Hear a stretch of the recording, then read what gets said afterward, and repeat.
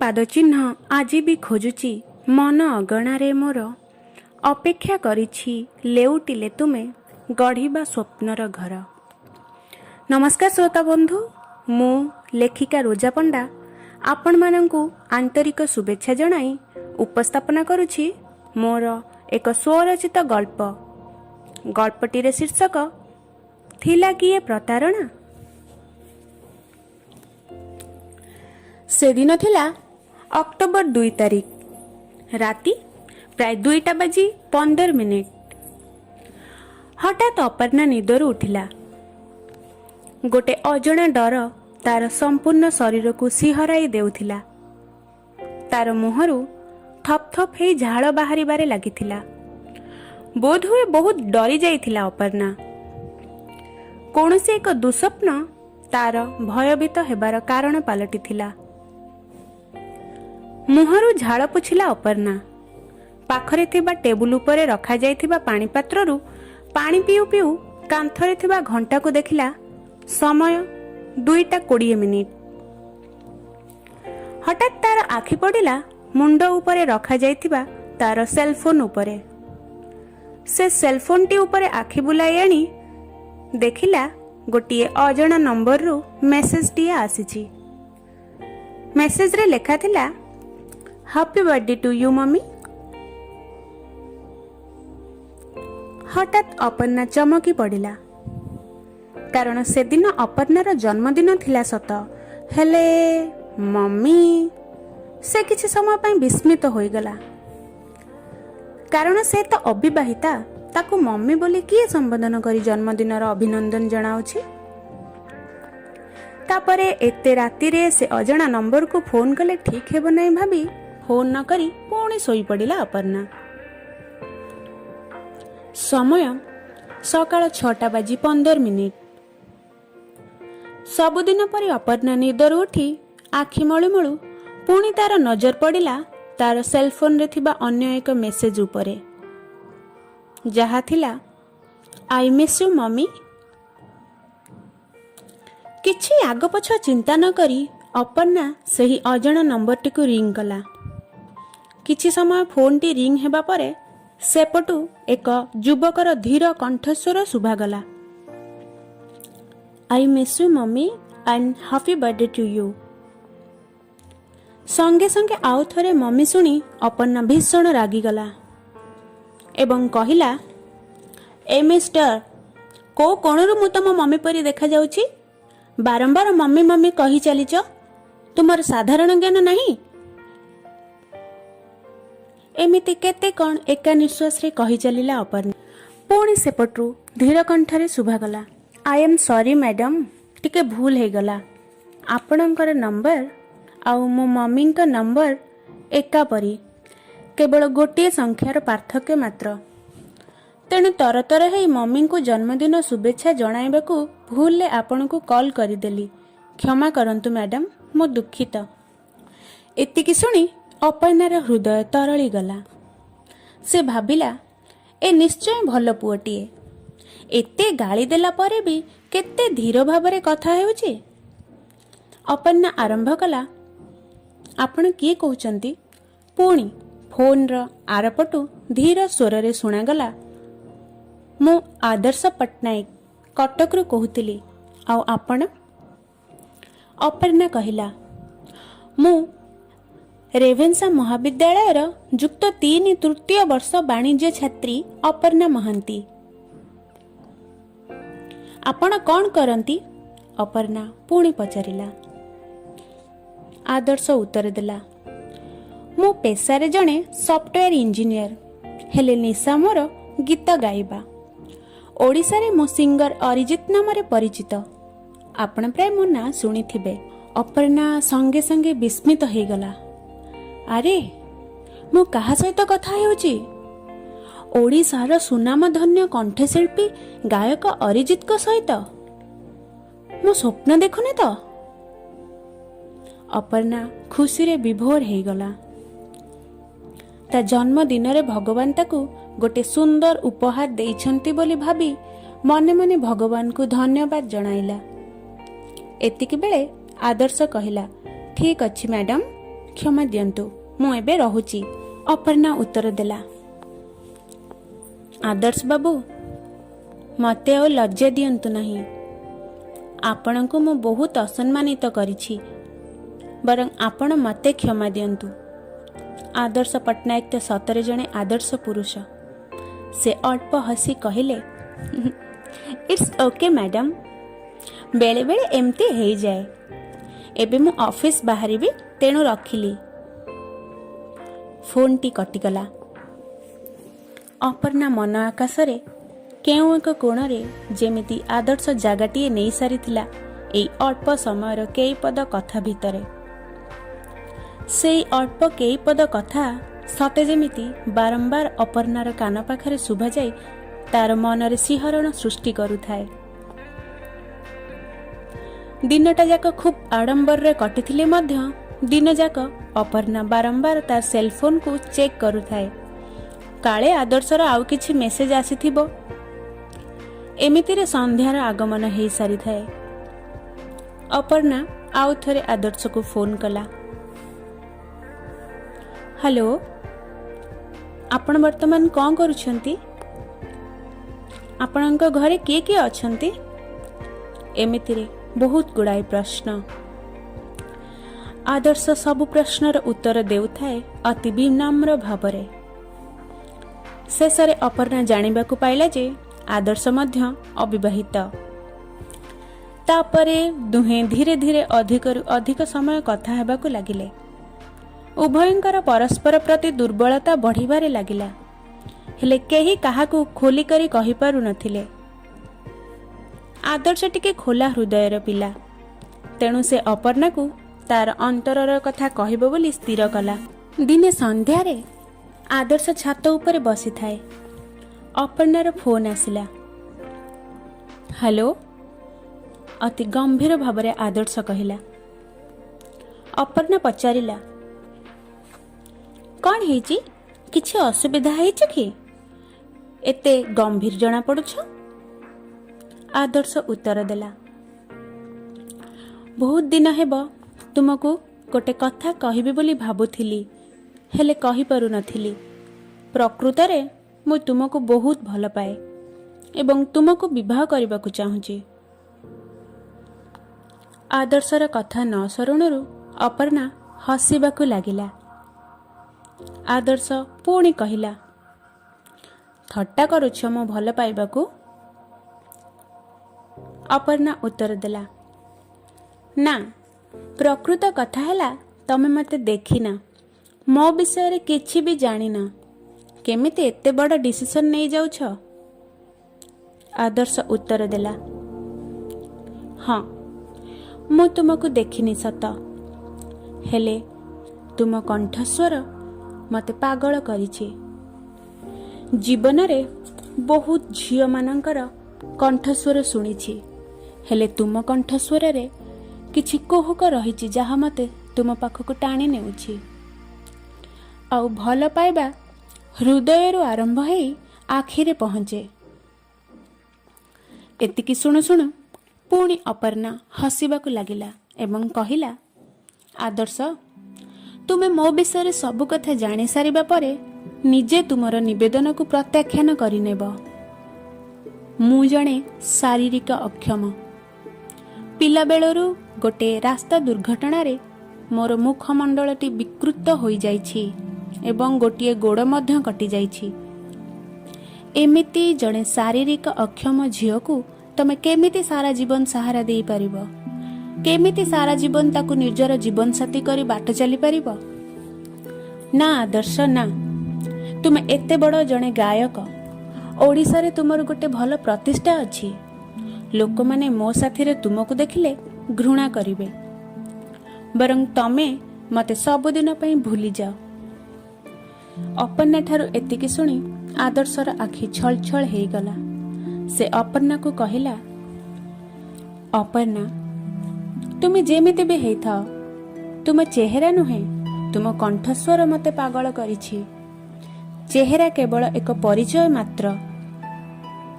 तुमे पृथ्वीर श्रेष्ठ असुंदरी हेले मध्य मु तुमको ही ग्रहण करिबी। मु कथा देउछि, तुमको ही विवाह करिबी। अपर्णा मु मो बापा और मम्मी सह कथा है सेमानंकु नै तुम घर को जीवी आउ सारा जीवन तुम हाथ धरी बाट चलिबी। तुमको मु सहारा देबी। तुमे बेसहारा बोली केबे भी तुमको अनुभव करने को देबिनी। आसंता सोमवार दिन मु और मो बापा मम्मी मिसी तुम घर को जाई सब फाइनल करी आसीबु। तमे जम्मा भी व्यस्त हुअनी। आदर्श ठार एतिकी सुनी अपर्णा मने मने खूब खुशी हो गला। आ स्वप्न रे भी सुधा भाभी पारिला नहीं जे ए दुनिया रे आदर्शंक भली मध्य नीतिवान उदार हृदयवान मनीष अछंती। सतरे से बहुत भाग्यवती जे से आदर्शंक परी एक उदार हृदय रे स्थान पाइछि। एहा परे से दुहे परस्पर ठारू फोन लाइन रु विदाय नेले। अपर्णा मनरे खुशीर झंकार।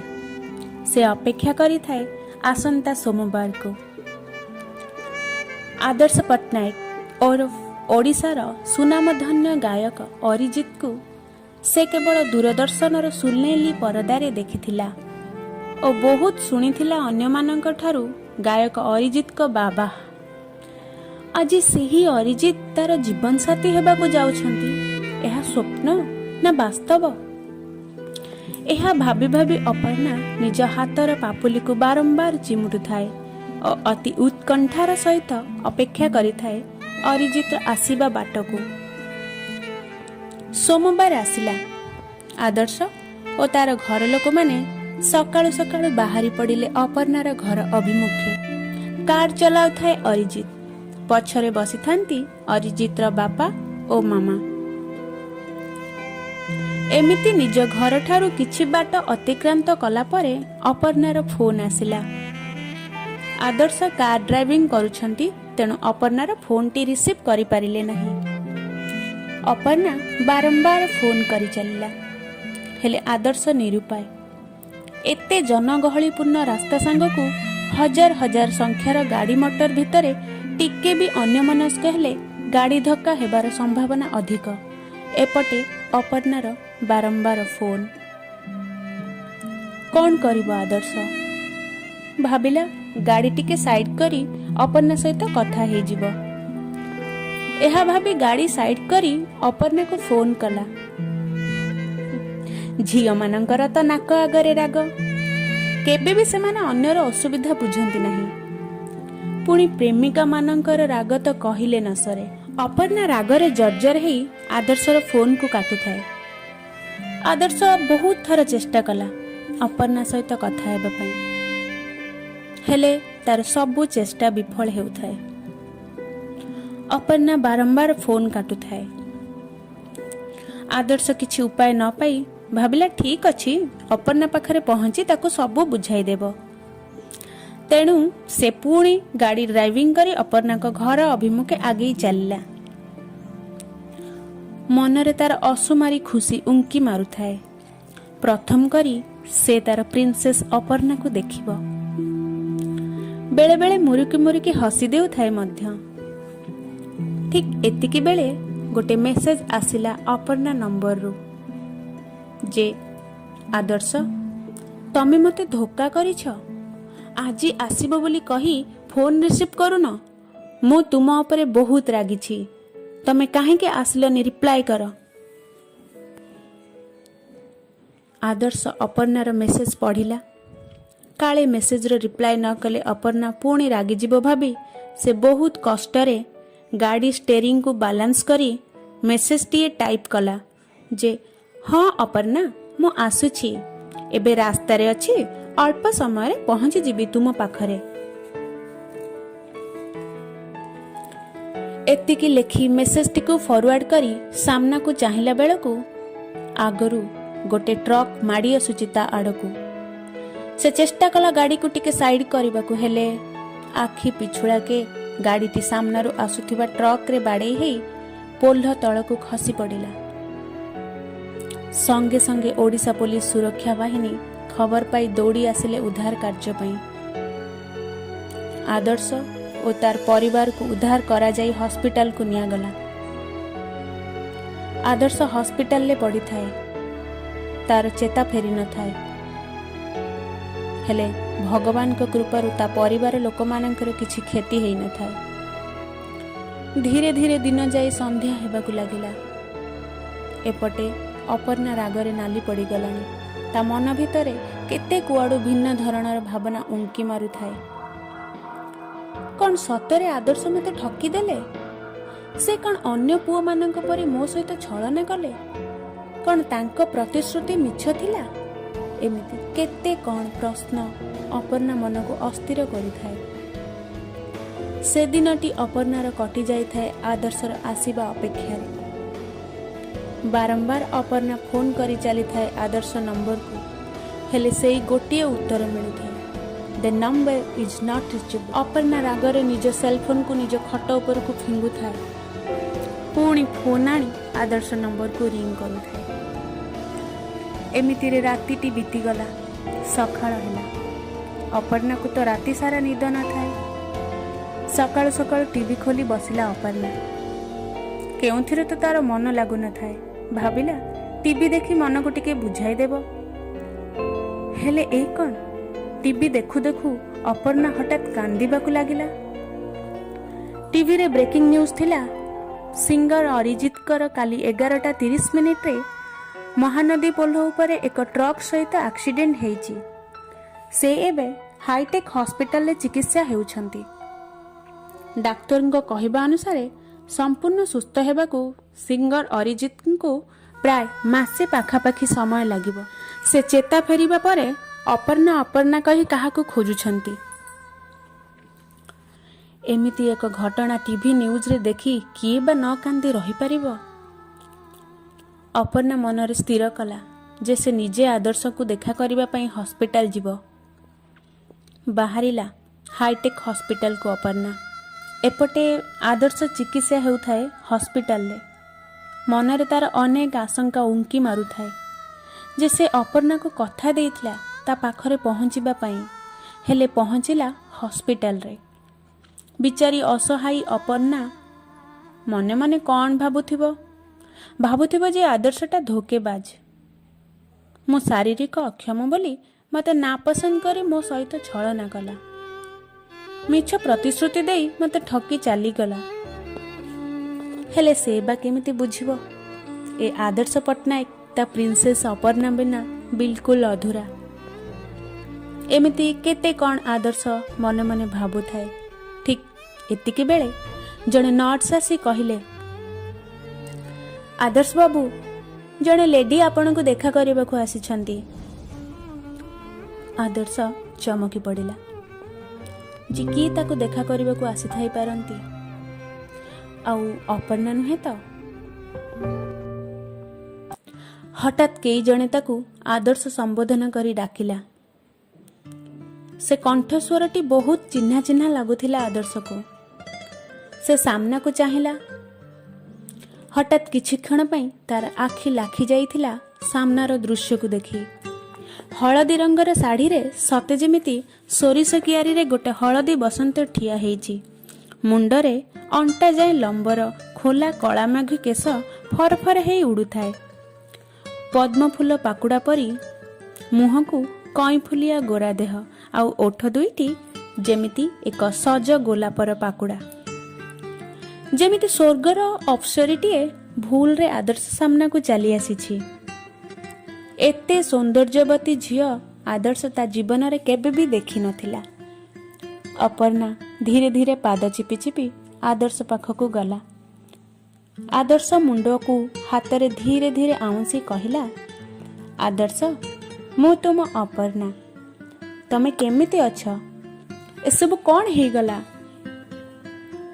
आदर्श आबाक हे अपर्णा को चाही कहिला, अपर्णा तमे तो कहूथिल जे तमे शारीरिक अक्षम हेले। अपर्णा उत्तर देला, आदर्श मु तुमको मिछ कहिथिली।